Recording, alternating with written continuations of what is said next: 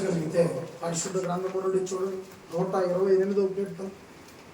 ఈ పరిచర్యలో ఉండి సంఘములో ఉండి పనిచేస్తున్నటువంటి మహిళలైనా సోదరులైనా ఎవరికైనా పని చేయాలంటే దేవుని కోసం పనిచేసే కుటుంబాన్ని అనే విధంగా ఆశీర్వదిస్తాడు, దీవిస్తాడు అనేది మనము చూద్దాం.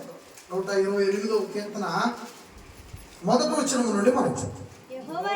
యెహోవా యందు భయభక్తులు కలిగి ఆయన త్రోవలయందు నడుచువారందరూ ధన్యులు. నిశ్చయముగా నీవు నీ చేతుల కష్టార్జితమును అనుభవించెదవు. ఈ పరిచర్యలో పనిచేసేటువంటి కుటుంబానికి పనులంటే 2 ఉన్నాయి. నీ కుటుంబం కోసం చేసే పని, నీ కుటుంబమే దేవుని కోసం చేసే పని. 2 పనులు ఉన్నాయి. కుటుంబం అంతా కుటుంబం కోసం చేసుకునే పనులు వేరు, కుటుంబం అంతా కలిసి దేవుని పని చేసే పని వేరు. కాబట్టి వీరి కుటుంబంలో యెహోవా యందు భయభక్తులు కలిగి ఆయన త్రోవలయందు నడుచు వారందరూ ధన్యులు. పద్మక్క దాసు గారు ఆ రోజు ఆదామవులు ఏ విధంగా భూమిని శ్వేతపరిచి బతుకుతున్నారో ఆ మాదిరిగానే వాళ్ళిద్దరూ కూడా భూమిని శ్వేతపరిచి వారు జీవిస్తారు. యెహోవా యందు భయభక్తులు కలిగి ఉన్న కుటుంబం కష్టార్జితము, నీ కష్టార్జితమును, నీ చేతుల కష్టార్జితమును అనుభవించి వారు పనిచేస్తూ వారు కుటుంబాన్ని పోషించుకుంటారు. మార్కు అతని భార్య సోదరి గాయత్రి, వాళ్ళిద్దరూ భూమిని శ్వేతపరచట్లేదు కానీ అనేక మంది సమస్యలతో వచ్చే ప్రజలకి కంప్యూటర్ దగ్గర కూర్చొని చేతనైన పనిని చేస్తున్నారు. వాళ్ళు ఎన్నుకున్న రంగంలో, వాళ్ళు ఎన్నుకున్న రంగంలో పనిచేస్తుంటే వారికి జీతము ఆ యాజమాన్యం జీతం ఇస్తారు. ఇప్పుడు పెద్ద కొడుకు ఏమైనా ఖాళీగా ఉన్నాడా? వాళ్ళు ఏమైనా ఖాళీగా ఉందా? ఒక తండ్రి ఏమైనా ఖాళీగా ఉన్నాడా? అలాగే చిన్న కుమారుడు అతను ఎన్నుకున్న రంగంలో అతను కూడా పనిచేస్తున్నాడు. కంప్యూటర్ ముందు కూర్చొని పని చేస్తా ఉంటే ఆ యాజమాన్యం అతనికి నెల జీతం అనేది ఇస్తుంది. ఇప్పుడు చెప్పండి, దేవుని పనిని చేసేటువంటి కుటుంబం ఏ విధముగా ఆశీర్వదించబడుద్ది అంటే మనం చూస్తూ ఉన్నాం. ఆ రోజు యేసుక్రీస్తు పనిచేశాడు, అనేక మందికి ఆశీర్వాదకరంగా ఉన్నాడు, మనందరినీ కూడా ఆశీర్వాదకరంగా మార్చాడు. ఇప్పుడు నీవు కూడా ఆ రోజు యేసు ప్రభు శిష్యులు ప్రభు తర్వాత పనిచేశారు. ఆ తర్వాత ఎంతో మంది భక్తులు పనిచేసుకుంటూ వచ్చారు. పని చేస్తూ రాబట్టే స్వార్థ నా దాకా మీ దాకా వచ్చింది. లేదంటే మనము యేసుక్రీస్తు వారి మాటలకు అర్హులము అయ్యుండేవాళ్ళము కాదు. ప్రారంభంలో చెప్పారు కదా, దేనికి పనికిరాడేమో అని ఆలోచించుకుంటున్నటువంటి వాడు 20 ఏళ్ళు వచ్చినా అలాగే ఉండిపోయేవాడు, 30 ఏళ్ళు వచ్చినా వాళ్ళ దృష్టిలో అలాగే ఉండిపోయేవాడు. కానీ 18-19 సంవత్సరాల తర్వాత ఏమైపోయింది? మారిపోయింది. ఒకవేళ మీకు ఉపయోగపడలేదేమో, దేవుని తరపున అనేక మంది ప్రజలకు ఉపయోగపడేవారిగా మార్చాడు. యేసు మార్చగలడు. అప్పుడు ఆ ఉపయోగపడి ఎందుకు ఉపయోగపడతారు అని చెప్పుకున్న వాళ్ళు ఇప్పుడు ఏం చేయాలా? సీసీ కెమెరా పెట్టుకోవాలి. ఇంకా సీసీ కెమెరా పెట్టి చూడాలా, కళ్ళు చాలలేక. దేవుని యందు భయభక్తులు, దేవుని సేవలో ఉంటే సోదరి సోదరుడా, పనికి రాని పారేసినటువంటి మొక్కలే ఉపయోగకరమవుతాయి. మన గురించి డిబేట్లు నడుస్తాయి అరుగుల మీద. ఈ మధ్యలో రాలిపోతారా, ఈ 20కో పోతారో 19కో పోతారో చెప్పుకునే స్టోరీలు ఉంటాయి. ఎక్కువ కాలం వీళ్ళు బతకరేమో అనే స్టోరీలు ఉంటాయి. కానీ అనుకున్న వాళ్ళ కళ్ళ ముందే దేవుడు బాగు చేసి బహుగా తిప్పగలడు. వాళ్ళ కళ్ళ ముందే నేను నడిపించగలడు. ఇక్కడ కూర్చున్న వాళ్ళందరూ సాక్ష్యమే. ఎవరైనా కదిలించమంటావు? నా దగ్గర నుంచి, ఈ కుటుంబం దగ్గర నుంచి కూర్చున్న వాళ్ళను యేసు క్రీస్తు వారి కోసం యేసు ప్రభు తయారు చేసినటువంటి ఒలివ మొక్కలు. ఒకప్పుడు దేనికి పనికిరాని మొక్కలు ఇవి. వీటి నుంచి ఏ ఫలములు రావని పక్కగా పెట్టేస్తే దేవుడు తన మహాకృపతో పిలిచి మలచి ఒలివ మొక్కలుగా మార్చినప్పుడు ఇప్పుడు మీరు చూస్తున్నారు కదా, వారి కుటుంబం కోసం పనిచేసుకుంటూ క్రీస్తు సంఘములో వారి కుటుంబము పని చేయటంలో భాగమై ఉన్నారు. దేవుని పని చేయటంలో భాగమై ఉన్నారు. దేవుని పని కోసమై ఉన్నారు. ఇంకా 1-2 రెఫరెన్స్లు చూపిస్తాను. ముగిద్దాం ఈ ప్రసంగాన్ని. ముగిద్దాం ఏమో చదవండి. 3వ వచనం. నీవు ధన్యుడవు, నీకు మేలు కలుగును, నీ లోకిట నీ భార్య ఫలించు ద్రాక్షవల్లి వలె ఉండును, నీ భోజనపు బల్ల చుట్టూ నీ పిల్లలు ఒలివ మొక్కల వలె. ఇక్కడ నిలబడ్డారు కదండి, కోడలతో సహా మనవరాలతో సహా నిలబడ్డారు కదండి. ఎట్టున్నారు? ఆయన వాళ్ళు పెద్దవాళ్ళు ఇద్దరు పెద్ద మొక్కలు అయితే, ఒలివ పెద్ద మొక్కలు అయితే వాడి పిల్లలు మాది. మరి మనవరాలు అసలు బుద్ధి మొక్క. అసలు ఆమె చూడు అచ్చం మొక్క ఉన్నట్టే ఉంది. ఒలివ మొక్క చిన్న. నువ్వు ధన్యుడవు. ఎప్పుడు నువ్వు ధన్యుడు అవుతుంటే దేవుని కోసమై ఉంటూ దేవుని పనిని మనము భుజముల మీద వేసుకొని మన జీవితంలో కుటుంబం కోసమైన పని వేరు, క్రీస్తు కోసమైన పని వేరు. యేసుక్రీస్తు దేవుని పనిని జరిగించాడు. దేవుని పనిని జరిగించడం వలన యేసుక్రీస్తు వారికి జరిగినటువంటి గొప్ప కార్యం ఏం చెప్పారా? యేసు ప్రభువే దేవుడు అయితే ఇంకా ఆయన గొప్ప కార్యం ఏంది అనుకుంటారా? లేదు. అపోస్తల కార్యంలోనికి మనం వెళ్ళాలి. యేసుక్రీస్తు వారిని దేవుడు బ్రతికించెను. ఎక్కడి నుంచి? మరణము నుండి. అపోస్తల కార్యం 2వ అధ్యాయంలో మనం మొదటి అధ్యాయంలో కూడా మనం చూస్తాం. దేవుడు మృతులలో నుండి ఆయనను బ్రతికించెను.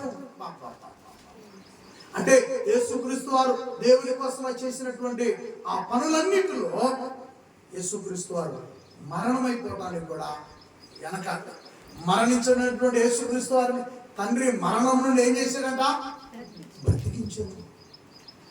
బ్రతికించుకున్నాడు యేసు ప్రభుని.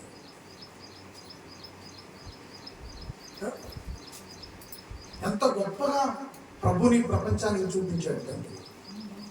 యేసుక్రీస్తు వారి కోసమై నిలబడేటువంటి కుటుంబాన్ని ఎంత గొప్పగా యేసుక్రీస్తు వారు ఈ కుటుంబాన్ని చూపిస్తున్నాడు మనందరికీ. మనకేమి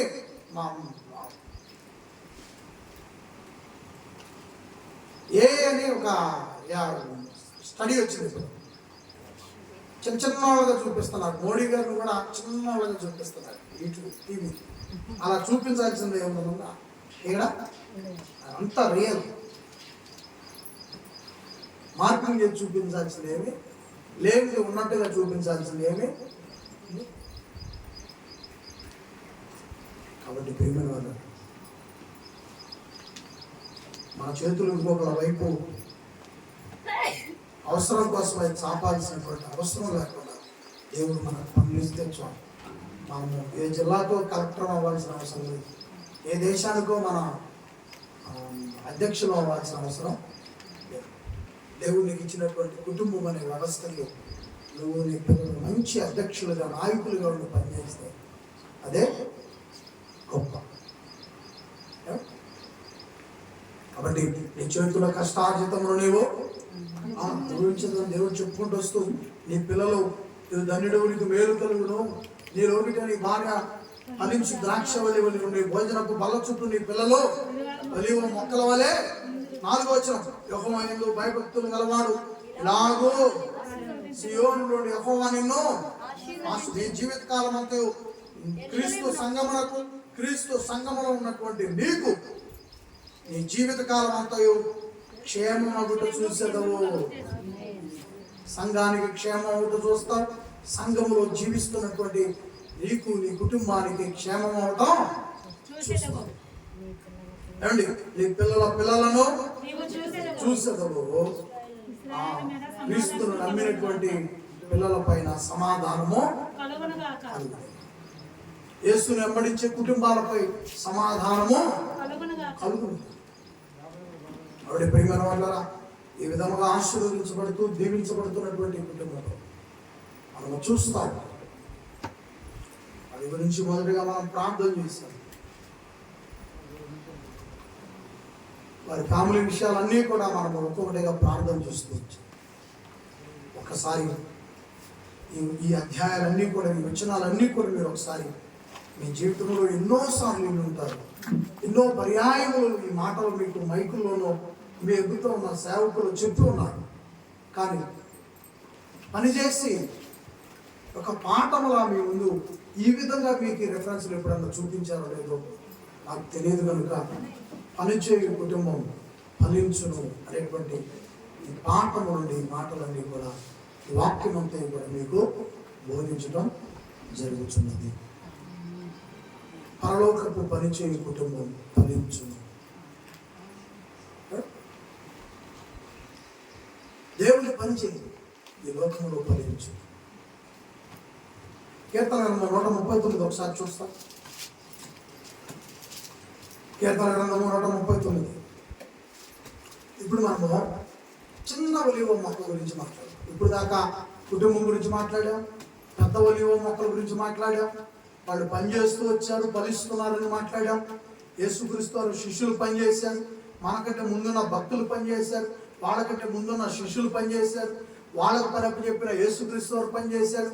యేసుక్రీస్తు వారికి పని చెప్పిన చెప్పండి, పరలోకమందు ఉన్న కన్నతండ్రి పనిచేశారు. ఇప్పుడు ఏ పని లేదు చేయడానికి, బొమ్మలు పెట్టి ఆడుకోవడం తప్ప. ఎవరికి ఆ పేరు ఎదురు పేరు నాకు తిరుగుతుంది. లిల్లీ చిన్న మొక్క గురించి మాట్లాడాలి. మరి ఆమె పని చేయాలి. ఇప్పుడు వాళ్ళు వ్యవసాయం చేశారు, వీళ్ళు జిల్లా ఆఫీసులో ఉంటున్నారు. పెద్ద కొడుకు వాళ్ళు పని వాళ్ళు చేస్తున్నారు. చిన్న కొడుకు కంప్యూటర్ ముందు ఆఫీసులో అతను పని చేస్తున్నాడు. వాళ్ళ మేనమాలు వాళ్ళ పనులు వాళ్ళు చేసుకుంటున్నారు. వాళ్ళ బాబాయ్ వాళ్ళ పని వాళ్ళు చేస్తున్నారు. తాత, ఇద్దరు తాతలు, నాయనమ్మ, అమ్మమ్మ వాళ్ళ పనులు వాళ్ళు చేస్తున్నారు. ఏడుగురు ఉన్నారు, ఇంకా అమ్మమ్మలు ఉన్నారు. ఏడుగురు చాలా మంది బంధువులు ఉన్నారు. వారి పనుల్లో వాళ్ళు ఉన్నారు. ఏమండి, మరి ఈ లిల్లీ అనబడిన ఈ చిన్న ఒలివ మొక్క ఏం పని చేయాలా? ఇది చెప్పండి నాకు. ఇంకా నేను కూడా ముగిస్తా. ఈ లోపల మంచిది ఏ పని చేయాలో చెప్పండి నాకు. మీరు 2-3 పనులు చెప్పండి. ఈ లోపల మంచిది దాకా వాటికి నేను సమాధానం లేదంటే 3 దాకా కొనసాగిస్తాను. నాకు విషయం వచ్చేదాకా నేను మీ ఇష్టం. చెప్పండి. కృపమ్మ గారు చెప్పారు ఏంటంట, చదువుకోవాలి. తర్వాత నేను బైబిల్ నుంచి కొన్ని మాటలు చెప్పినప్పుడు మీరేమీ ఫీల్ అవ్వకూడదు, మంచిదే అని చెప్పుకోవాలి. నెక్స్ట్ ఇంకా చెప్పండి.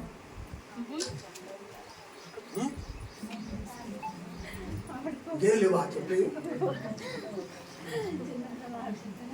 ఆడుకోవాలి. పుష్పగా ఆడుకోవాలన్నా రైటే. సరే ఏమైంది కాక ఇప్పుడు నేను చక్రాల్సిందా రాయి 10,000 సంతకం పెట్టాను. రైట్, ఓకే, ఆడుకోవాలి. ఇంకా సండే స్కూల్కి వెళ్ళాలి.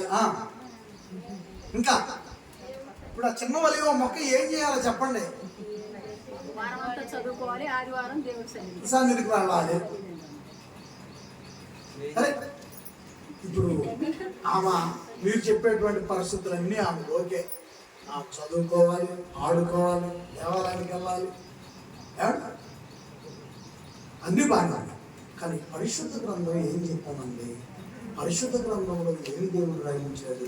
ఆ చిన్న ఒలివ మొక్క గురించి 1-2 రెఫరెన్స్లు చూపించి ముగిస్తాను. సరేనా, వెళ్దాం బైబిల్ దగ్గరికి. ఇప్పుడు మనము ఎవరి విషయంలో బైబిల్ దగ్గరికి వెళ్తామని చెప్పండి. ఎవరి విషయంలో? లిల్లీ అనబడిన ఒలీవ మొక్క విషయంలో పరిశుద్ధ గ్రంథం దగ్గరికి వెళ్తున్నాం. మీరు చెబితే ఏమైందో చెప్పకపోతే ఏమైందో అని కొంతమంది ఉన్నారు. కానీ ఒకళ్ళు చెప్పిందే కదా ఇక అందరూ ఆన్సర్ అదే అని కూడా మీ ముఖాలు చెప్తున్నాయి. కానీ ప్రియమైన వాళ్ళరా, నువ్వు చెప్పినా చెప్పలేకపోయినా, నువ్వు నోరిప్పినా మాట్లాడలేకపోయినప్పటికీ కూడా మీ అందరికీ సరైన సమాధానం పరిశుద్ధ గ్రంథంలో ఉన్నది. ఈ లిల్లీ దగ్గర నుంచి ఆ లిల్లీ దాకా తీసుకుపోతాం పరిశుద్ధ గ్రంథం. పరిశుద్ధ గ్రంథం నుండి చూద్దాం. 139వ కీర్తన, 139వ కీర్తన ఏమండి, 139వ కీర్తన 13వ వచనం. నా అంతరంద్రియములను నీవే కలుగజేసితివి, నా తల్లి గర్భమందు నన్ను నిర్మించిన వాడవు నీవే. నా తల్లి గర్భమందు నన్ను నిర్మించిన వాడవు నీవే. ఎవరితో అంటున్న మాటలవి? ఊహ తెలిసినటువంటి ఒక రాజుగా తన స్థానాన్ని, తన ప్రస్థానాన్ని ప్రారంభించినటువంటి భక్తుడు పలుకుతున్నటువంటి మాటలవి. ఒక పెద్దవాడు, ఒక 40-50 సంవత్సరాల వ్యక్తి పలుకుతున్నటువంటి మాటలవి. ఎప్పుడు పలుకుతున్నాడు? 50 సంవత్సరాల తర్వాత తన బ్రతుకంతటిని ఆలోచించి ఏమని పలుకుతున్నాడు? నన్ను కలుగజేసిన వాడవు నీవే అని పలుకుతున్నాడు. ఎవరితో పలుకుతున్నాడు? పలుకుతున్నది ఎవరు? ఎవరితో పలుకుతున్నాడు? పలుకుతుంది భక్తుడు. ఎవరితో మాట్లాడుతున్నాడు ఈ మాటలు అంటే? కలుగు చేసినటువంటి దేవునితో, తల్లిదండ్రులతో కాదు. వాళ్ళ నాన్న దగ్గరకు వెళ్ళి నాకు నిర్మాత నీవే, నాకు దర్శకుడు నీవే అని అంటలా.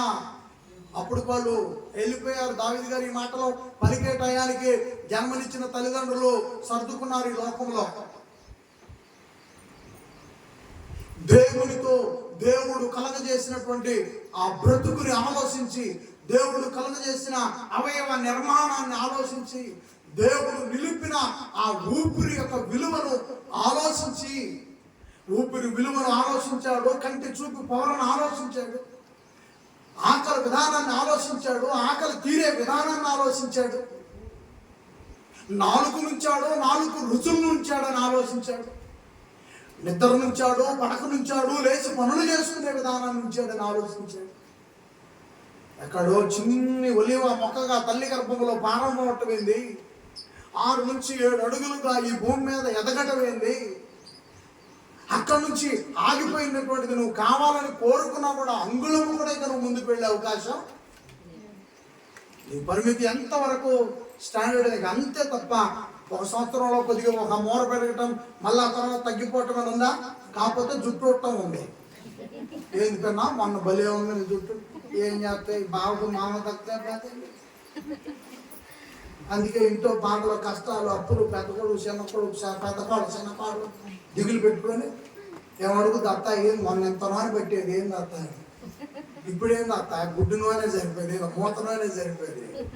అంటే ఈ భూమి మీద ఉండగలిగేవి, ఊడిపోగలిగేవి మనకు తెలుసు నెత్తి మీద. కానీ నువ్వు ఇంచ పెరగటము కానీ ఇంచ తగ్గటము కానీ నీకు లెవెల్ అయిపోయిన తర్వాత నువ్వు ఏ మనిషిలో కూడా ఇవన్నీ దేవుడు ఆలోచించి నీకు నాకు చేసినటువంటి సృష్టి అంతటిని భక్తుడైనటువంటి దావీదు గారు ఆలోచించి, దేవా ఎట్ట కలుగు చేసుకో, వెనక పొచ్చేయింది, ముందు కన్నేంది, లోపల ఎన్ని వైర్లు ఉండేవో మనకు తెలియదు. బోర్డు ఇప్పది చూడు, కరెంటు బోర్డు ఇప్పది చూడు, ఎక్కడెక్కడ కలెక్షన్లు ఇచ్చాడు, ఎక్కడెక్కడ మెరుకులు పెట్టాడు. ఆ ఆత్మకి పవర్ ఏందో, ఈ దేహానికి ఊపిరి పవర్ ఏందో. రోజు జనరేటర్ మోసుకొని పోవాలంటే ఈ బతుకు ఇంకేం మోసుకొని పోయింది? కరెంటు లోపల పెట్టాడు, జనరేటర్ లోపల పెట్టాడు. అవయవాలలో అదిరిపోయి ప్లాన్ చేశాడు. ఏ అవయవానికి ఎంత కడతారో రేటు చెప్పి ఏ అవయవానికి ఎంత నువ్వు దేవునికి చెక్కులు రాసిస్తావు?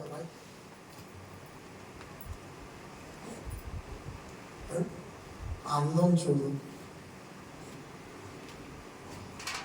ఎక్కడి నుంచి వచ్చింది? దేవాలయం నన్ను నిర్మించిన విధానము చూడగా నాకు భయమును ఆశ్చర్యమును కలుగుతున్న. నా తల్లి గర్భమందు నన్ను నిర్మించిన వాడవు నీవే. నీవు నన్ను కలుగజేసిన విధము చూడగా నాకు భయం పుడుతుందయ్యా. నా కన్నేంటో, నా కాలేంటో, నా చెయ్యేంటో, నా నిర్మాణపు విధానం ఏంటో. అలాగా ఒకసారి దేవుడికి చప్పలు కొట్టడం పెద్దగా, దేవా నా అవయవ నిర్మాణాన్ని బట్టి నీకు మహిమ చెల్లిస్తున్నానని చప్పలు పెద్దగా కొడుతూ దేవుడికి కనపడుతుంది. దేవా నీవు నన్ను కలుగు చేసిన విధము చూడగా నాకు భయమును ఆశ్చర్యమును కలుగుతున్నవి. ఏమండి? అందును బట్టి నేను కృతజ్ఞతాస్తుతులు చెల్లించుచున్నాను.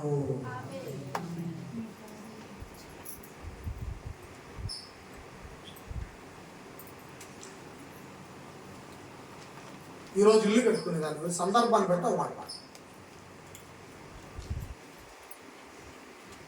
బెడ్రూమ్లో బండి, బెడ్రూమ్లో సీలింగ్ చేయి. ఏం పెన్నా మా ఇంటికి వెళ్ళి రావట్లేదు. అప్పుడు బెడ్రూమే రెడీ అయింది. ఇట్లా బండలు చూసిపోతుంది కానీ పైన ఓ అమ్మాయి భలే ఉందమ్మాయి.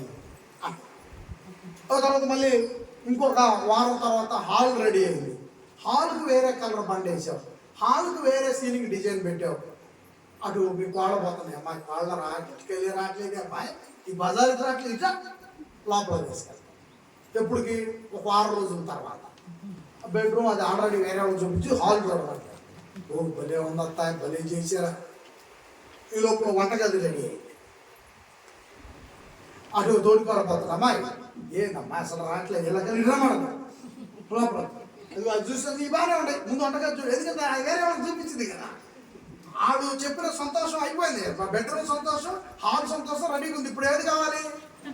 వంటగది గురించి చెప్పాలి. లోపల చెప్పాలి ఏమేసి నల్లబండ ఏంటో నా బండే. అందరూ గ్యాస్ కేసు నల్లబండే మరేంది నన్ను షోకేసు. ఆడేమో ఒక్కొక్క ఇదేంటి అదే అదే తిప్పింది కదా మిక్సీ. ఆ మిక్సీకి ఇదేమో ఫ్రిడ్జ్కి భలే.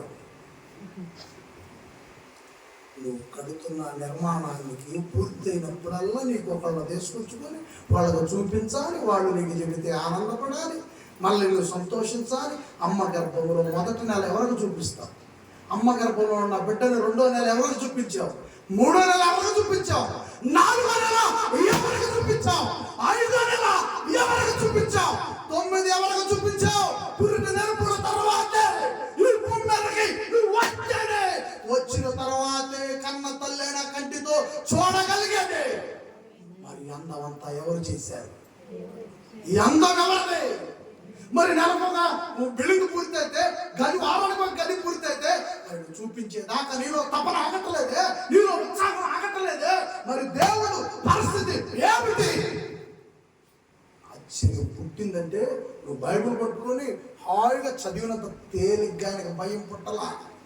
అప్పటికే సైన్యం, అప్పటికే రాజులు, అప్పటికే రాజు, అప్పటికే సైన్యం, అప్పటికే ఈ మాటలు పలుకుతున్నప్పటికే దేశానికి రాజు, నిద్రకి సెక్యూరిటీ, భార్యకి సెక్యూరిటీ, పిల్లలకు సెక్యూరిటీ, బయట కదిలితే రథాలు, గుర్రాలు. అలాంటి వాడు భయపడాల్సిన అవసరం ఉందా? ఒకవేళ భయపడితే ఒమెన్ దేశంలో మా సోదరులు ఉరేస్తున్నారు. ఆమె ఉరిని ఆపు, నేను ఆపలేకపోతున్నా, అందుకు భయపడా. కానీ ఇతను ఎందుకు భయపడుతున్నాడన్న? తన రాజ్యము ద్వారా ఇంకొక రాజ్యాన్ని ఓడించలేకపోవడానికి భయపడుతున్నాడా? దేనికి భయపడుతున్నాడు ఆయన? నా అవయవ నిర్మాణము.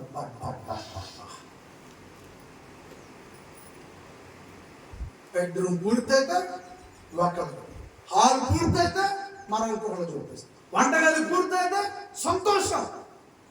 మరి తల్లి గర్భంలో నెల పూర్తయితే, 2వ నెల పూర్తయితే, 3, 4 ఈ ఒలివ మొక్క నుంచి ఆ ఒలివ మొక్క దాకా తీసుకెళ్తానన్నా. ఆ ఒలివ మొక్క ఎవరు ఇప్పుడు చెప్పండి?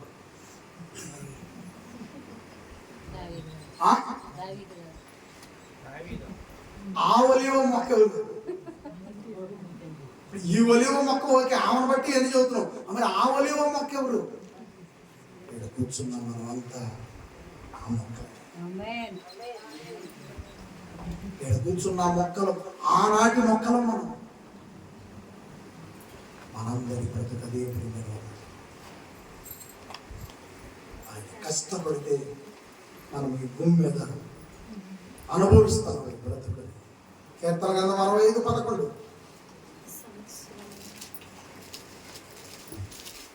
కీర్తన గ్రంథం 65:11. అందరు దేవుడు చదువు. సంవత్సరమును దయా కిరీటము ధరింపజేసి ఉన్నావు. ఏ నెలక నెల, ఏ వారమునకు ఆ వారము, ఏ సంవత్సరమునకు ఆ సంవత్సరం దేవుడు కాపాడుతూ, దేవుడు భద్రపరుస్తూ, ఇదిగో ఈ లిల్లీ అనబడిన చిన్న ఒలివ మొక్కకి దేవుడు మరొక సంవత్సరాన్ని దయా కిరీటముగా ప్రసాదించాడు. ఆ దయా కిరీటంలో జ్ఞాపక శక్తి ఉన్నది, ఆ దయా కిరీటంలో ఆరోగ్యం ఉన్నది, ఆ దయా కిరీటంలో వయసు యందు ఎదగటం ఉన్నది, ఆ దయా కిరీటంలో వాళ్ళ అమ్మా నాన్న తెచ్చే నెల జీతం కూడా ధనవంతులలో దైవభక్తురాలు. చెప్పండి, లిల్లీ ఎవరు? కొత్త పేరు ఇది. లిల్లీ ఎవరు? ధనవంతులలో దైవభక్తురాలు.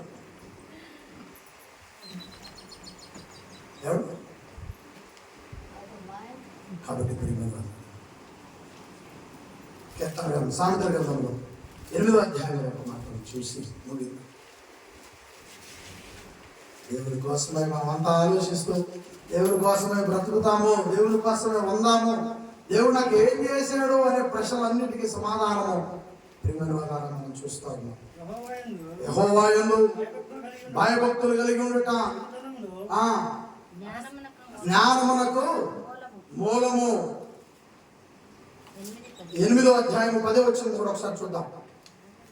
8వ అధ్యాయము 18వ వచనం ఒకసారి చూద్దాం. 18, 19. ఐశ్వర్య ఘనతను, స్థిరమైన కలిమియు, నీతియు నా వద్ద ఉన్నవి, మేలు బంగారము కంటేను అపరంజి కంటేను నా వలన కలుగు ఫలము మంచిది.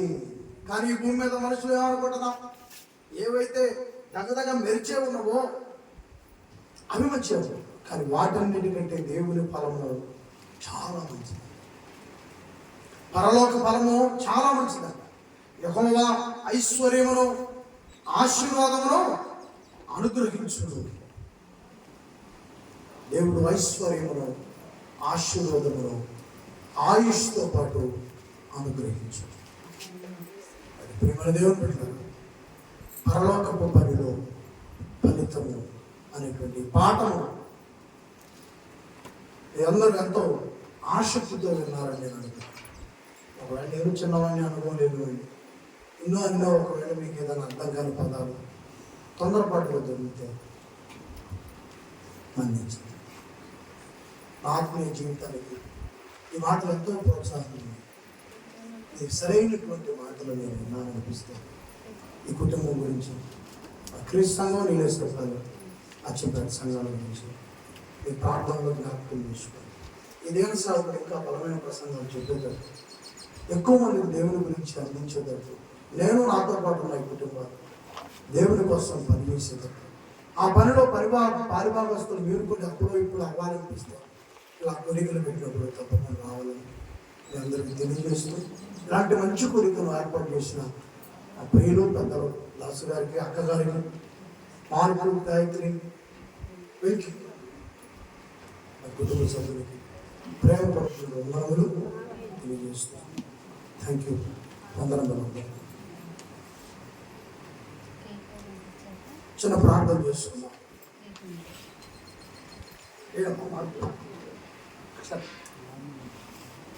తల్లవంచండి, చిన్న ప్రార్థన చేద్దాం. అందరూ కూడా చిన్న ప్రార్థన చేస్తూ ఈ కుటుంబం కోసమై ప్రార్థన చేస్తూ దేవుని మాటల గురించి ఇప్పుడు వరకు చెప్పబడినటువంటి దేవుని మాటలు ఒకసారి ఆలోచించండి. నేను చెప్పిన మాటల్లో మీకు ఏదైనా అర్థం కాకపోతే అపార్థం చేసుకోవాలి. మనము ఒక ఇంటి నిర్మాణం అయినప్పుడు ఒక పని జరిగితే మనం ఎవరితో ఒకరు పెంచుకొచ్చుకొని చూపిస్తూ ఉంటాం. మరి 9 నెలలు మన నిర్మాణం జరిగింది తల్లి గర్భంలో. తల ఉంచి ప్రార్థనలోకి 9 నెలలు మన తల్లి గర్భంలో ఇక్కడ కూర్చున్న ప్రతి వ్యక్తి 9 నెలలు 10 నెలలు అమ్మ గర్భంలో ఉన్నాడు. మరి అమ్మ మన గురించి ఎవరికి చూపించింది? తనలో తానే ముడిసిపోయింది. అది ఎదుగుతున్నప్పుడు కంటితో చూడాలి కన్న తండ్రి. తల్లి గర్భంలో ఉన్నప్పుడు కంటితో చూడలేడు, కానీ ముడిసిపోయాడు. ఇదంతా నీ కోసమై, నా కోసమై, మనకు ముందున్న మన తల్లిదండ్రుల కోసమై దేవుడు పెంచిన ఒలివ మొక్కలు కాదా మనం? సరే ఆలోచించండి. నీ నిర్మాణము, నా నిర్మాణము, ఆయన ఎంత కష్టపడ్డాడో, ఏం చేశాడు దేవుడు, ఏం చేశాడు దేవుడు అని అంటే ప్రేమలు పడాలి. ఆయన చాలా చేసేది. ఆయన చేసిందంతా కూడా చెప్తూ ఉండాల. ఆయన చేసిన ప్రతిదీ పిల్లలకు చెప్పాల. పెద్దవాళ్ళు పిల్లలకు చెప్పి, పెద్దవాళ్ళు పిల్లలకు దేవుని గురించి చెబుతూ, చదువులకు పంపిస్తూ, దేవాలయానికి పంపిస్తూ, దేవుడు నీకు ఈ నిర్మాణం చేశాడని చెప్పాల. ఈ నిర్మాణం వెనక పరలోకమందున్న దేవుడు ఉన్నాడని చెప్పాలా.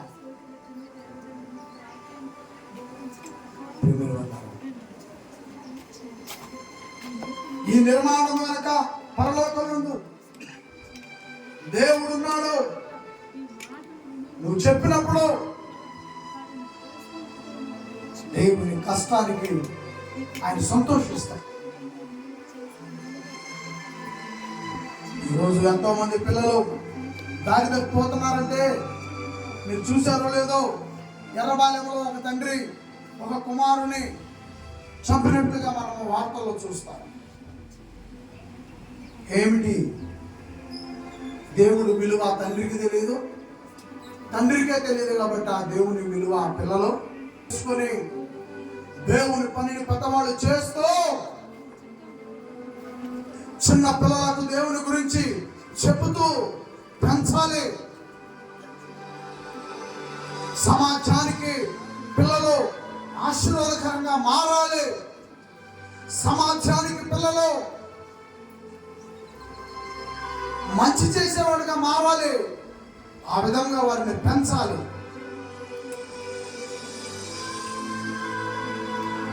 కాబట్టి ప్రియమైన దేవుని బిడ్డలారా, ఈరోజు దేవుని విషయంలో నువ్వేం పని చేస్తున్నావు? దేవుడు పెంచినటువంటి పెద్ద ఒలీవ మొక్కవై, ఒకనాడు నువ్వు కూడా చిన్న ఒలీవ మొక్కవే. ఈరోజు లిల్లీ అనబడిన చిన్న ఒలీవ మొక్క గురించి మనం మాట్లాడుతూ, నన్ను కూడా దేవుడు ఒకరోజు చిన్న ఒలీవ మొక్కగానే కాపాడుకుంటూ వచ్చాడు. 60 ఏళ్ల పెద్ద ఒలీవ మొక్క, 70 ఏళ్ల ఒలీవ మొక్క, 80 ఏళ్ల ఒలీవ మొక్క. నీ కొరకై దేవుడు చేసిన పనిని ఒక్కసారి జ్ఞాపకం చేసుకో. చిన్న లిల్లీ అనబడిన ఒలీవ మొక్క నుండి మనల్ని మనం ఈరోజు ప్రశ్నించుకుంటాం. కాబట్టి ప్రియమైన దేవుడు ఉంటారా, దయచేసి అందరూ కూడా ఆలోచించి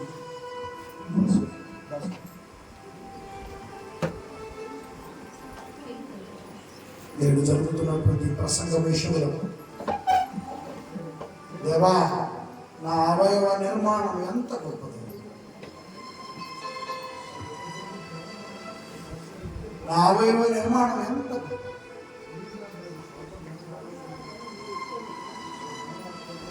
నువ్వు అమెరికా దాకా వెళ్ళు, అలస్కా నుండి అమెరికా దాకా వెళ్ళి నీ ఒరిజినల్ అవయవం యావదాస్తులు ఇచ్చినా కూడా నీ ఒరిజినల్ అవయవం నీకు దొరికే పరిస్థితి లేదు. అలస్కా నుండి అమెరికా దాకా వెళ్ళినా సరే ఏదో మనం కర్రగొట్టుకుంటాం కదా, ఆ మాదిరిగా కృత్రిమ అవయవాలు తయారు చేసి ఇస్తున్నానే తప్ప నీ ఒరిజినల్ అవయవం తయారయ్యే కారాగారం లేదా నీ ఒరిజినల్ అవయవం తయారయ్యే ఫ్యాక్టరీ దేవుడు అమ్మ గర్భంలోనే ఉంచాడు. అమ్మ గర్భంలోనే ఒరిజినల్ తయారైంది. అమ్మ గర్భంలోనే ఒరిజినల్ కన్ను తయారైంది. అమ్మ గర్భంలోనే ఒరిజినల్ కాలు తయారైంది. అమ్మ గర్భంలో ఒరిజినల్ నాలుగు తయారైంది. అమ్మ గర్భంలో ఒరిజినల్ కంటి రెప్ప తయారైంది. అమ్మ గర్భంలోనే ఒరిజినల్ పంటి భాగం తయారైంది. అమ్మ గర్భంలోనే కాలు, ఏడు, కన్ను, ప్రతి అవయం తయారయ్యే కారాగార కేంద్రం అమ్మ గర్భం. అమ్మ గర్భం. అమ్మ గర్భాన్ని దాటిన అలస్కా నుండి అమెరికా దాకా వెళ్ళిన ఈ ఒరిజినల్ ఇక్కడ అది సేరల ఫ్యాక్టరీ దగ్గరికి వెళ్ళు. సిల్క్ సేర ఒక ఫ్యాక్టరీ, గ్రేప్ సిల్క్ ఒక ఫ్యాక్టరీ, కంచుపట్టు ఒక ఫ్యాక్టరీ, మెత్తడి సేరలు ఒక ఫ్యాక్టరీ, వానాకాలం ఒక ఫ్యాక్టరీ, ఎండాకాలం ఒక ఫ్యాక్టరీ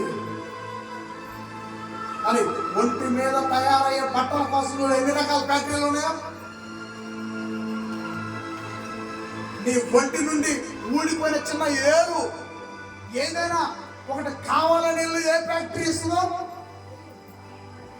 కాబట్టి ఏ ఫ్యాక్టరీ కూడా ఇవ్వలేనిది దేవుడు ఇచ్చాడు. ఎక్కడి నుంచి ఇచ్చాడంటే నీకు గోరుముద్దలు పెట్టిన అమ్మ నుండి ఇచ్చాడు. నీ గోరుముద్దలు పెట్టిన నాన్న నుండే ఇచ్చాడు. దేవుడు ఎంత గొప్పవాడు. అందుకే ఇప్పుడు చెప్పండి, మనమంతా దేవుని వలన ఈ లోకంలోకి వచ్చాము కనుక మనమంతా దేవుని పనినే, మనమంతా దేవుని పనినే చేయాలి.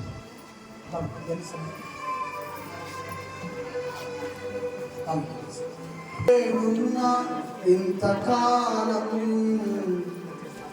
నీ కృపలో దాచినావు గతకాలం. నీ దయలే నీదే నేనే మౌదురో.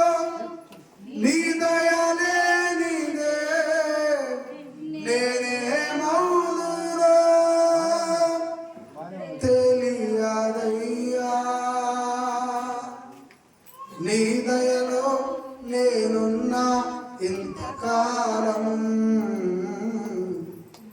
నీ కృపలో దాచినావు గతకాలం.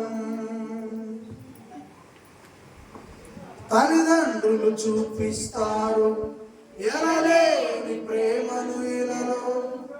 చేయాలని ఆశిస్తారు అందరంత గొప్పవారిగా. తల్లిదండ్రులు చూపిస్తారు ఎనలేని ప్రేమను ఇలలో. చేయాలని ఆశిస్తారు అందరంత గొప్పవారిగా. నీ దయ ఉంటే వారు కాగలరు అధిపతులుగా. నీ దయ లేకపోతే ఇలలో బ్రతుకుట జరుగునా. నీ సిలువ నీడలోనే నన్ను దాచి ఉంచావని నా శేష జీవితాన్ని నీతోనే గడపాలని. నీ దయలో నేనున్నా ఇంతకాలం. నీ కృపలో దాసినావు గతకాలమా.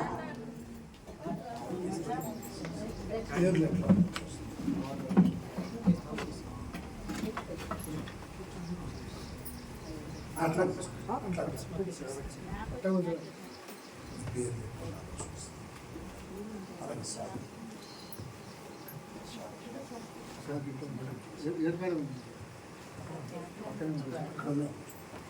ముట్టించేయాలి.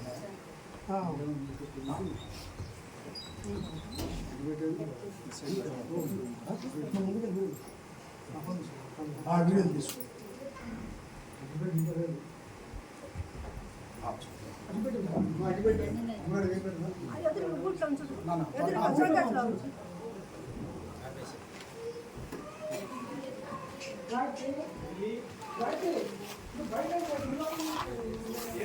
నిత్యము